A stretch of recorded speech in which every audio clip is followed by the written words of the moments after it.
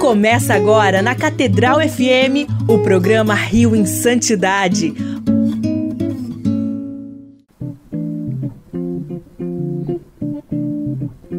Louvado seja nosso Senhor Jesus Cristo, para sempre seja louvado. Um bom dia, querido amigo ouvinte da nossa Rádio Catedral FM 106,7, a sintonia da felicidade. Eu sou Fábio Almeida e esse é o Rio em Santidade, aqui todos os domingos para você na nossa querida Rádio Catedral FM. Você que nos acompanha ouvindo nessa manhã de domingo, já acordando, muita gente se preparando para ir para missa, preparando um cafezinho antes, para já ir ali, né, com um cafezinho para dar uma esquentada no corpo, colocou uma meia no pé para não colocar o pé no chão frio, né, porque nessa época do ano é aquela coisa, né. Então, você também que nos acompanha através das plataformas de podcast, seja muito bem-vindo, você que nos ouve através do Spotify, do Google Podcast, do iTunes, do YouTube. Então, seja também muito bem-vindo, muito bem-vinda, você que nos acompanha aqui no nosso Rio em Santidade. Hoje, nós vamos trazer a vida, como prometemos na semana passada, de São Thomas More. São Thomas More, que foi, né, declarado por São João Paulo II como o padroeiro dos políticos. Mas por quê? Quem foi São Thomas More? Semana passada falamos sobre São João Fisher e nessa semana vamos continuar sobre ali basicamente a mesma época, o mesmo assunto, mas agora na perspectiva da vida de São Thomas More. Mas antes, você sabe, a primeira parte do nosso programa ela é voltada à oração. E nós vamos chamar aqui o Padre João Cláudio para rezar junto conosco o Tercinho do Amor da nossa querida, venerável Odete Vidal Cardoso, a Odetinha. E na segunda parte do nosso programa, aí sim, nós vamos contar sobre a vida de São Thomas More. Fiquemos agora com o nosso Tercinho do Amor.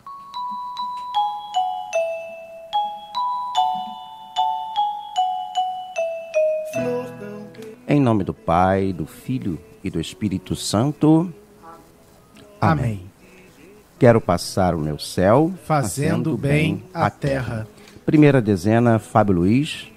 Meu Jesus, eu vos amo. Meu Jesus, eu vos amo. Meu Jesus, eu vos amo. Meu Jesus, eu vos amo. Meu Jesus, eu vos amo. Meu Jesus, eu vos amo. Meu Jesus, eu vos amo. Meu Jesus, eu vos amo. Meu Jesus, eu vos amo. Meu Jesus, eu vos amo. Quero passar o meu céu fazendo bem a terra.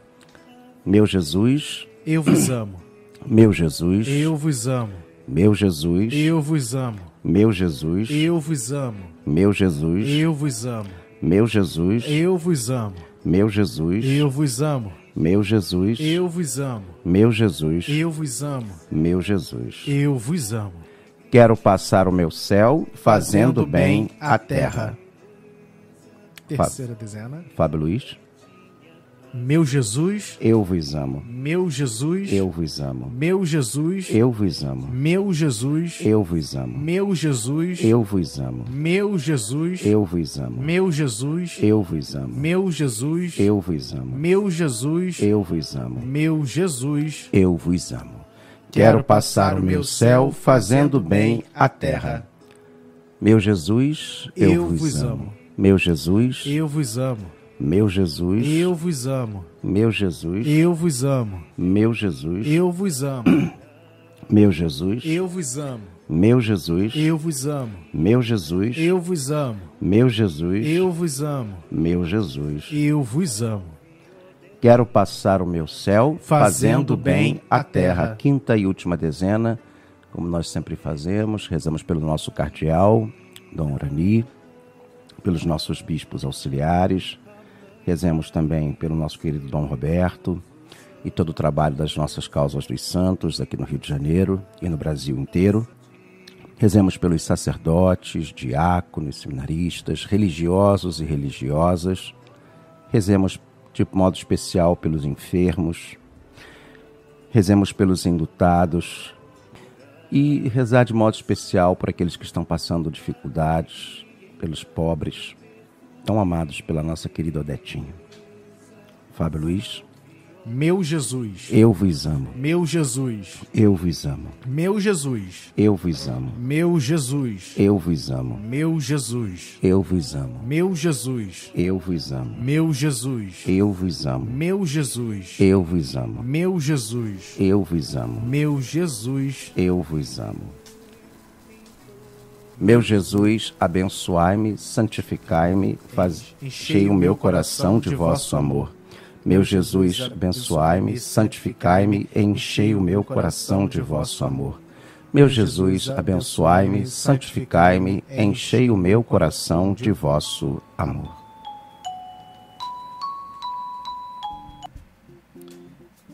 E estamos aqui de volta com o nosso Rio e Santidade, depois da oração do Tercinho do Amor, com o nosso querido Padre João Cláudio.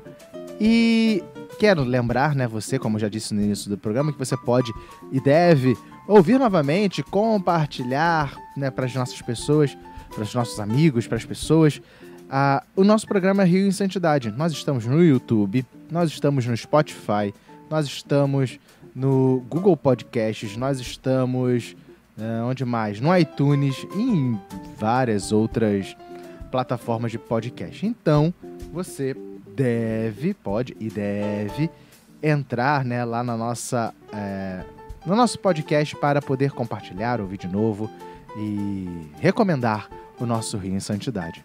Você também pode entrar em contato conosco aqui através do nosso WhatsApp, o WhatsApp do Rio em Santidade. Mas, Fábio, qual é o número do WhatsApp do Rio em Santidade? Vou te dizer agora, hein? Anota aí. 21, código daqui do Rio de Janeiro, 97891-5735. 97891-5735. No nosso WhatsApp você pode mandar mensagem de texto com seu nome, paróquia, cidade ou bairro, se você for daqui da cidade do Rio de Janeiro. E se você quer saber da vida de algum santo, da vida de algum beato ou das personalidades, como a gente já trouxe aqui, já trouxemos alguns bispos daqui da nossa cidade, já trouxemos alguns monges, padres, freiras, leigos. Então, se a gente puder ali achar alguma coisa, não for nada impossível, a gente também traz dessas pessoas que morreram com fama de santidade e são as nossas personalidades. Mas hoje, como eu já disse lá no início, disse semana passada, nós vamos falar sobre a vida de São Thomas More. São Thomas More, nascido na Milk Street, na cidade de Londres, em 7 de fevereiro de 1478, Thomas More era filho de Sir John More, um advogado de sucesso e depois juiz, e sua esposa Agnes, nascida com o nome de Grounger, foi também, São Thomas More, o segundo de 6 filhos. More foi educado na St. Anthony School, então considerada uma das melhores escolas de Londres. De 1490 a 1492, More serviu a John Morton, o arcebispo de Canterbury, né, da Cantuária, e Lord Chanceler da Inglaterra, como pajem doméstico. Morton apoiou entusiasticamente o novo aprendizado, bolsa de estudos, que ficou mais tarde conhecida como Humanismo ou Humanismo de Londres, e tinha em alta consideração o jovem More. Acreditando que More tinha um grande potencial, Morton o indicou para uma vaga na Universidade de Oxford, seja em St. Mary Hall ou Canterbury College, ambos já extintos. More começou seus estudos em Oxford em 1492 e recebeu uma educação clássica, estudando com Thomas Linacre e William Grocyn. Ele se tornou proficiente em latim e grego. More deixou Oxford depois de apenas 2 anos, por insistência de seu pai, para começar o treinamento jurídico em Londres, em New Inn, um dos Inns of Chancery. Em 1496, More tornou-se aluno do Lincoln's Inn, uma das Inns of Court, onde permaneceu até 1502, quando foi chamado para a Ordem dos Advogados. Segundo seu amigo, o teólogo Erasmo de Roterdã, More certa vez pensou seriamente em abandonar a carreira jurídica para se tornar monge. Entre 1503 e 1504, More viveu perto do mosteiro Cartucho, fora dos muros de Londres, e participou dos exercícios espirituais dos monges. Embora admirasse profundamente a piedade deles, More acabou decidindo permanecer leigo, concorrendo à eleição para o parlamento em 1504 e se casando no ano seguinte. Mas práticas ascéticas continuaram pelo resto de sua vida, como usar um cilício próximo à pele e ocasionalmente envolver-se em autoflagelação. Uma tradição da Ordem Terceira de São Francisco homenageia More como membro dessa ordem em seu calendário de santos. More casou-se com Joanna Jane Colt em 1505. Naquele ano, ele alugou uma parte de uma casa conhecida como Old Borg. Originalmente havia um cais próximo servindo ao rio Walbrook, em Berkelesbury, paróquia de St. Stephen Walbrook, em Londres. 8 anos depois, ele assumiu o restante da casa e no total viveu lá por quase 20 anos, até sua mudança para Chelsea em 1525. Erasmo relatou que More queria dar à sua jovem esposa uma educação melhor do que ela havia recebido anteriormente em casa, e a ensinou música e literatura. O casal teve 4 filhos: Margaret, Elizabeth, Cecília e João. Jane morreu em 1511. Indo contra o conselho de amigos e o costume comum, em 30 dias, More casou-se com uma das muitas mulheres elegíveis em seu amplo círculo de amigos. Ele escolheu Alice Middleton, uma viúva, para chefiar sua casa e cuidar de seus filhos pequenos. A velocidade do casamento foi tão incomum que More teve que obter uma dispensa dos proclamas do casamento, o que, devido à sua boa reputação pública, ele obteve facilmente. More não teve filhos de seu segundo casamento, embora tenha criado a filha de Alice, de seu casamento anterior, como sua. More também se tornou o guardião de 2 meninas, Anne Kressarski, que acabaria se casando com seu filho, John More, e Margaret Giggs, mais tarde Clement, que foi o único membro de sua família a testemunhar a sua execução. Ela morreu no 35º aniversário daquela execução, e sua filha se casou com o sobrinho de More, William Hostell. Um pai afetuoso, More escrevia cartas para seus filhos sempre que estava ausente, a negócios legais ou do governo, e os encorajava a escrever para ele com frequência. More fazia questão de dar às filhas a mesma educação clássica que o filho, atitude inusitada para a época. Sua filha mais velha, Margaret, atraiu muita admiração por sua erudição, especialmente na sua fluência em grego e latim. More disse à filha sobre seu orgulho por suas realizações acadêmicas em setembro de 1522, depois de mostrar ao bispo uma carta que ela havia escrito. Abre aspas para São Thomas More.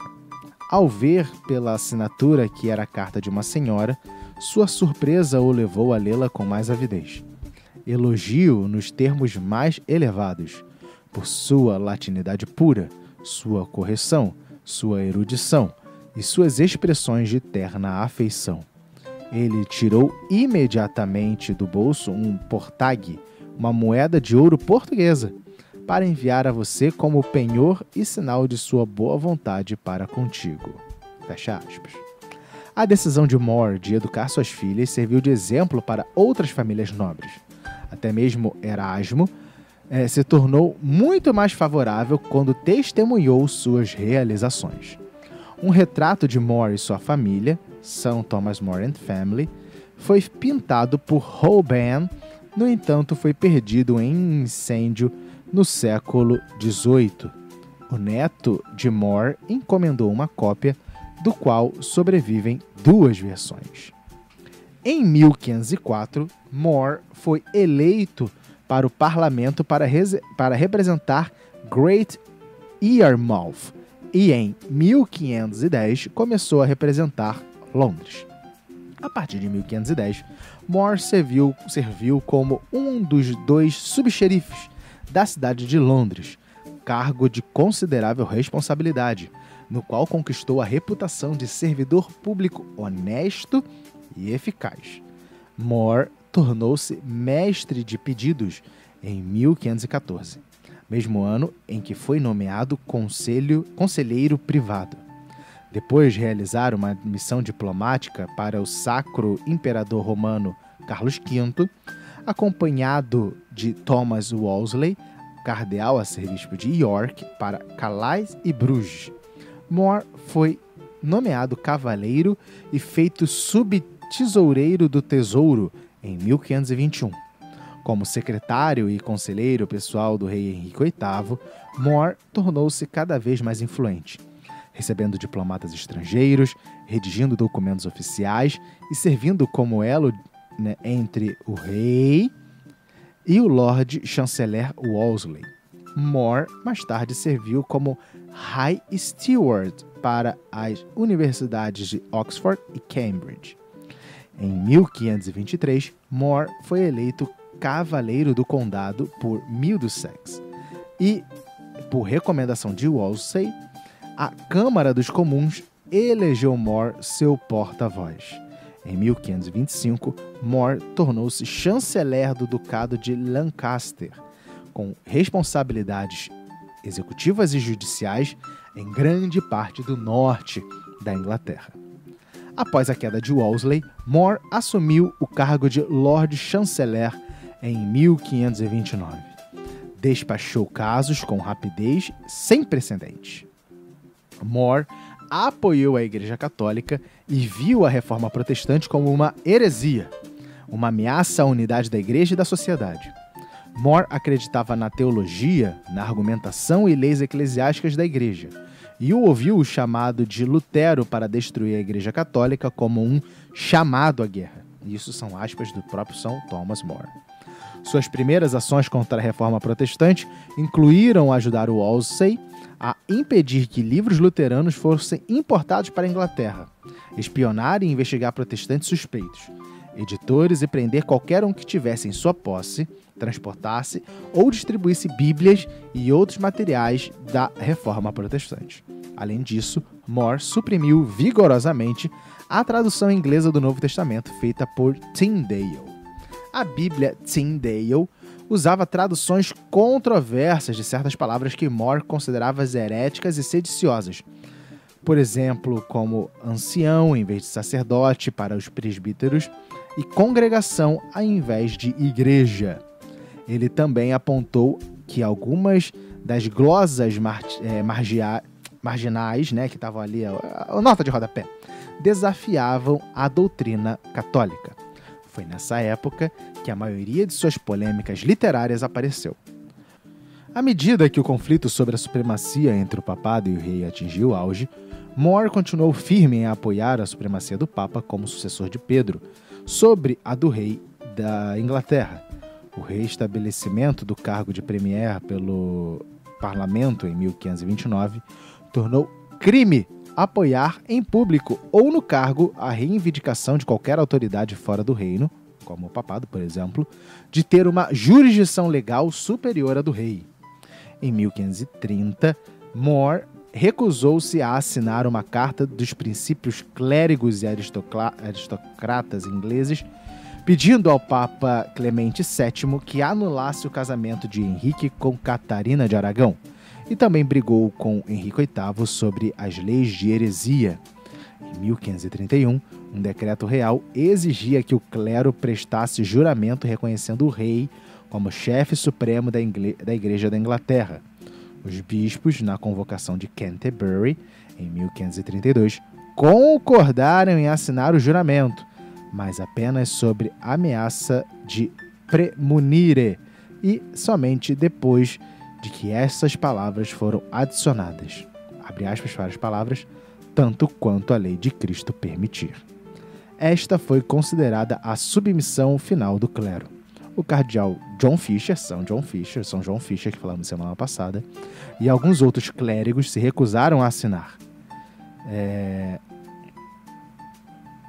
Henrique VIII expurgou a maioria do clero que apoiava a postura papal de cargos importantes da igreja. More continuou a recusar assinar o juramento de supremacia e não concordou em apoiar a anulação do casamento de Henrique com Catarina. No entanto, ele não rejeitou abertamente as ações do rei e manteve suas opiniões privadas. Em 16 de maio de 1532, More renunciou ao cargo de chanceler, mas permaneceu a favor de Henrique apesar de sua recusa. Sua decisão de renunciar foi causada pela decisão de convocação da igreja inglesa, que estava sob intensa ameaça real no dia anterior. Em 1533, More se recusou a comparecer à coroação de Ana Bolena como rainha da Inglaterra. Tecnicamente, isso não foi um ato de traição, já que More havia escrito a Henrique, aparentemente reconhecendo o reinado de Ana e expressando seu desejo pela felicidade do rei e pela saúde da nova rainha. Apesar disso, sua recusa em comparecer foi amplamente interpretada como um desprezo contra Ana, e Henrique entrou com uma ação contra ele. Pouco tempo depois, More foi acusado de aceitar subornos, mas acusações tiveram que ser arquivadas por falta de provas. No início de 1534, More foi acusado por Thomas Cromwell de ter dado conselhos à Santa Donzela de Kent, Elizabeth Barton, uma freira que havia profetizado que o rei havia arruinado sua alma e teria um fim rápido por ter se divorciado da rainha Catarina. Isso foi um mês depois de Barton ter confessado o que possivelmente foi feito sob pressão real e foi considerado ocultação de traição. Embora fosse perigoso para qualquer um ter algo a ver com Barton, More realmente conheceu e ficou impressionado com seu fervor. Mas More foi prudente e disse a ela para não intervir nos assuntos do Estado. More foi chamado perante um comitê do Conselho Privado para responder a essas acusações de traição, e após as suas respostas respeitosas, o assunto parecia ter sido arquivado. Em 13 de abril de 1534, More foi convidado a comparecer perante uma comissão e jurar sua lealdade ao ato de sucessão parlamentar.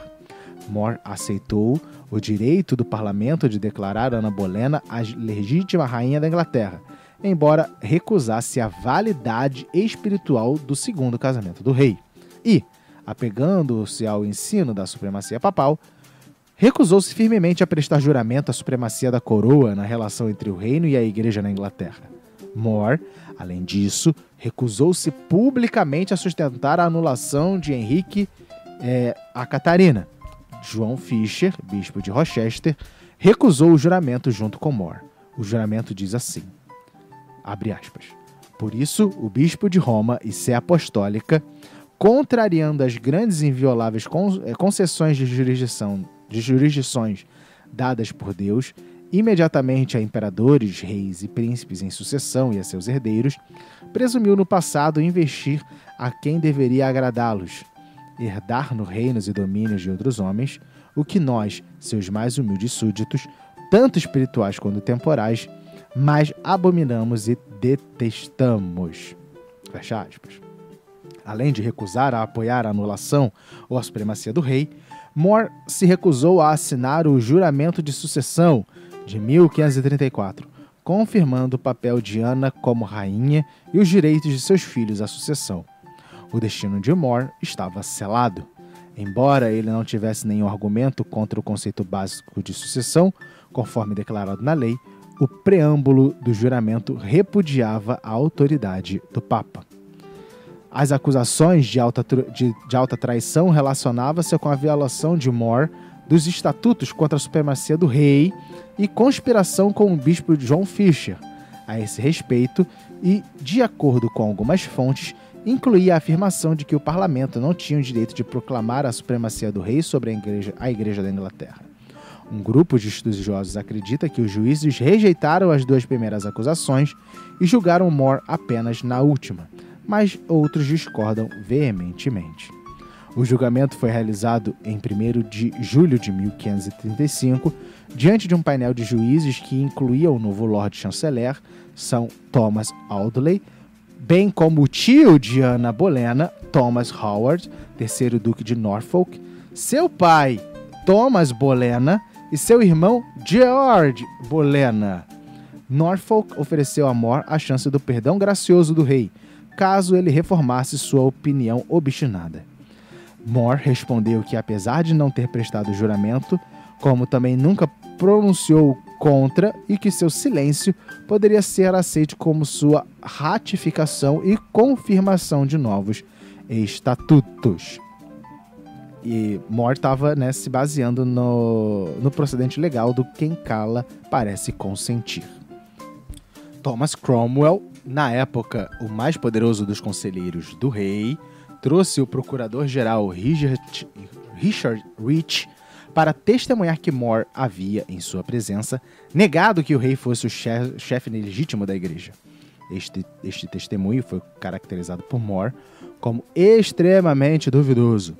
As testemunhas de Richard Southwell e o Sr. Palmer, um servo de Southwell, também estavam presentes e ambos negaram ter ouvido os detalhes da conversa relatada, como o próprio More apontou, abre aspas, para Sir Thomas More.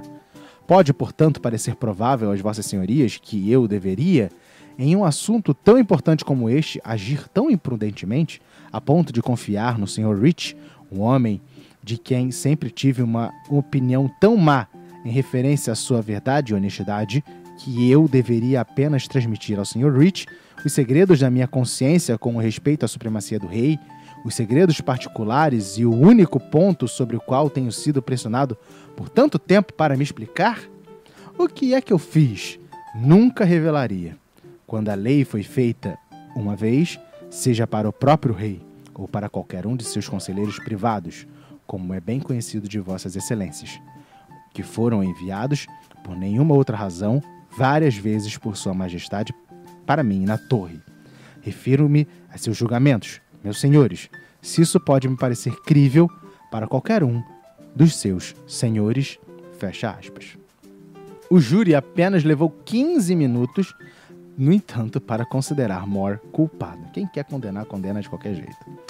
Depois que o veredito do júri foi dado, e antes de sua sentença, More falou livremente sobre sua crença de que nenhum homem temporal pode ser o chefe da espiritualidade, ou seja, assumir o papel do Papa. De acordo com o relato de William Hopper, More estava alegando que o Estatuto da Supremacia era contrário à Carta Magna, às leis da Igreja e às leis da Inglaterra, tentando anular toda a acusação contra ele. Ele foi condenado a ser enforcado, arrastado e esquartejado, a punição usual para traidores que não era da nobreza. Mas o rei comutou isso para a execução por decapitação. A execução ocorreu em 6 de julho de 1535, em Tower Hill. Quando ele subiu os degraus do cadafalso, sua estrutura, parecendo tão fraca que poderia desmoronar, More é amplamente citado como tendo dito a um dos oficiais, abre aspas, peço-lhe, mestre-tenente, veja-me seguro e para minha descida, deixa-me mudar para mim mesmo, fecha aspas. Enquanto estava no cadafalso, ele declarou que morreu o bom servo do rei e o primeiro de Deus. Depois que More terminou de recitar o Miserere, enquanto estava ajoelhado, o carrasco supostamente implorou seu perdão. Então More levantou-se alegremente, beijou-o e deu-lhe o perdão. E essa é resumidamente a história de São Thomas More. Não falamos dele enquanto escritor, como acadêmico. Tem uns livros aí consagrados na literatura mundial, como a Utopia, por exemplo. Mas o nosso horário, infelizmente, vai se esvaindo. Pedimos a intercessão de São Thomas More e de São João Fisher para que nós também conservemos a nossa fé na unidade, na verdade e em Cristo. Até semana que vem, se Deus quiser. Fiquemos agora com o Ângelus com o nosso cardeal.